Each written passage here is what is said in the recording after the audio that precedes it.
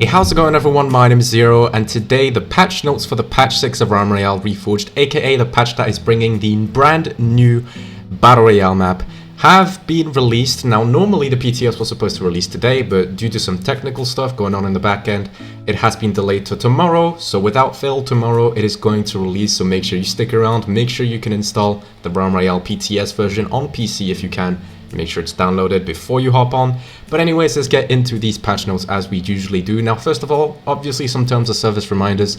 They include these on every single patch notes they do, but it's always a good reminder to have these. So first of all, editing local config files to change in-game appearance is against terms of service and bannable.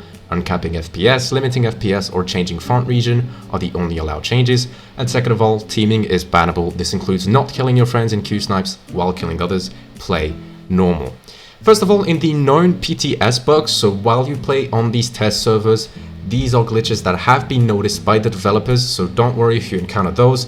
They know about them and they will probably be fixed once the final version releases. So let's get on with the fog circle being misaligned on the minimap by a very small margin. Make sure you go a bit past the edge of zone so you don't get unexpectedly caught in fog. So basically go into the zone a little further instead of being just on the border to make sure nothing weird happens and it seems like you're in the zone even though you aren't. So make sure you're securely in the zone. Second of all, ability tooltips may not have correct stats. I'm not too sure what this means, probably something to do with the cooldown icons on the abilities. The map shows the old area names like Greenscape, so once again they do know and they do have names for the new locations that are going to be on the map. So don't worry, they know about these glitches as well. There's the same glitch in Realm Wars, but that mode does not have a minimap at all. So make sure you don't get confused, like these are not the current names for the new map. They will be fixed as well, hopefully, once the new version releases. Lastly, Captain's Folly has known collision issues of places that you will get stuck jumping onto. There is also a floating chest on the main deck. Now this is one of the locations that we have seen in the teasers. It is called Captain's Folly. And it is basically a blimp, a crashed blimp on the map. Now, there are some weird things going on with that area. This is basically what all of this says, so be careful when you're navigating over there.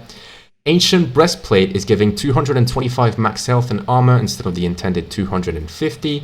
Now, what is an Ancient Breastplate, you mean? Well, you will see once the new update releases, but there is essentially a brand new rarity in the game. Event bugs. Big Bad Bounty, indicators of when you're the team with the bounty aren't displaying properly, and Forge Fire Sale. Forge is supposed to shoot the column of light coming out of it like in Realm Wars, but that is not working. So one thing they are doing with this brand new Battle Royale update is they are adding some of the events from Realm Wars into the main Battle Royale mode. Now, it will not be as hectic or perhaps not even as frequent as Realm Wars, but nonetheless these events are going to make an appearance in the regular Battle Royale mode. Onto the new features. First of all, a new 40-player map. Now, be careful, this says 40-player, but it is a 40 real players limit. In total, this map will have 60 players, so 40 real players and 20 bots is the intended target, and it is called Time Shattered Isle. This map has replaced the old map. I explained that to you guys in a live stream I've recently done. The old map will be available intermittently through LTMs only, so don't worry if you guys missed the old map, it will be available at times through LTMs. And lastly, unique new features and Easter eggs throughout the map. There are some Easter eggs currently present on the new map. I'm sure everyone knows the little cafe snack table going on upon underpass, things like that. There will be some of those in the brand new map only, so if you guys want to go Easter egg hunting, that is free to you, that is available to you. New queue competitive. This queue has no bots, but has a longer timer, so it may take up to 10 minutes to pop to ensure the lobbies are busy and competitive. People have been asking forever for a competitive queue, and there was not really any way to make one work, as truthfully the player base was not active to guarantee frequent competitive lobbies. And it seems like they are trying their hand at it. Now, we'll see if this works. This is a pretty good concept to begin with. It is essentially a concept like other Battle Royale games at really high ranks. But we'll see how this goes. Personally, I feel like they should add a few bots, especially at the earlier ranks, to, you know, make sure these games are settled and proper, and so even newer players don't really struggle to find queues. It is how it is right now. And we'll see how this goes once the full version releases. Ancient items, this is what I was telling you guys about. Ancient items have been added. These ultra rare and powerful items drop 0 to 2 times per map in ancient chests that take 10 seconds to open. They can also drop very rarely from Zeppelin chests and goblins. And hopefully they mention the ancient weapons later in these patch notes, because trust me guys, they're ridiculous. They're quite frankly ridiculous. And lastly, I also was telling you guys about this event system added to Battle Royale. The event system has been added to the new map. The events have been tweaked to be BR specific. For example, movement events show a warning 35 seconds before they happen, so you can prepare in case it's a hard dive. Hard dive is the mode, the event where you respawn above the map in Realm Wars and then all of the players on the map just dive onto it. It is a good way to relocate, and it seems like just so you don't get thrown off really much by these events, they will add really long warnings beforehand. Lastly, the quality of life changes. First of all, the Realm Wars mercy rule changed from 30 to 20, so apparently the lobbies were still taking too long to end when a specific team was getting too lopsided. So the mercy rule has been changed from 30 to 20. That means that only a 20 kill gap now is needed before a game finishes. Realm Wars spawn protection duration from 7 seconds to 10 seconds and shield from 2000 to 2500, so extra spawn protection to prevent some people from spawn camping way too much. And then lastly, number of players required to start a custom game lowered from 12 to 6. I know a lot of people are going to enjoy this, as customs can be pretty hard to set up, especially if you aren't a big name in the customs or in general in the game, so that is pretty cool to see. Next up, weapon balance changes, and I'm very excited to see what's going on here. Alright, Betty Grenade Launcher, we're starting off with the Engineer. Damage from 400, 500, 650 to 480, 600, 720, and healing from 80, 120, 160 to 110, 160, 220. The Betty is seeing a rebuff. Now, it is not quite to the level of the Engineer being added. If you guys remember that, it was just really terrible, but nonetheless it will make the weapon a bit more hard-hitting now. It was already pretty decent, I feel like, in this current update, so we'll see if it can make a place back in your inventory once again. And then the fire grenade damage from 30, 40, 50, 60 per tick to 30, 45, 60, 75 per tick. That is absolutely huge, and I feel like everyone should run fire grenade from now on, because it is already pretty powerful, and this buff, I mean, 15 plus damage per tick, that's pretty huge. Hunter Proximity Trap slow from 1.5 to 2.5, 3 seconds to 1.5, 1.6, 1.8, 2 seconds. Now, to me, this reads like a nerf. It sounds like the slow effect that you have after you've been hit by a mine is reduced. Now, how much that impacts, truthfully, I don't know, because you get sent in the air quite heavily with the mine anyways. So we'll see what this does. And moving on with the Assassin, I'm really excited, and you can probably see what's happening right now. Assassin Smoke Screen. Smoke duration from 4 to 3 seconds. I respect this change. The decoy has a 0.5 seconds toggle, I believe, for the invisibility. So this nerf is only fair. It makes the abilities more balanced within each other. And then return ability, Ghost Walk. Dev note in the PTS, this will only be available in chests. We are working into adding this into the Forge and loadout menus. It will also have a balance pass before going to live. Now, they are thoroughly testing this for the PTS. They do not want it to be absolutely broken once it comes to live, but I am so freaking happy, man. I love Ghost Walk, and I'm so happy it's making a comeback. It was my favorite movement ability to use. Now, I'm kind of sad that it's not, you know, a neutral ability. It's only an assassin ability, but I don't really care at this point. I love Ghost Walk, and I hope it doesn't get too brutally done once the live version comes out. Next up with the Mage, Blizzard move speed from 40% to 25, 30, 40, and 50. So they are splitting the movement speed boost between rarities here.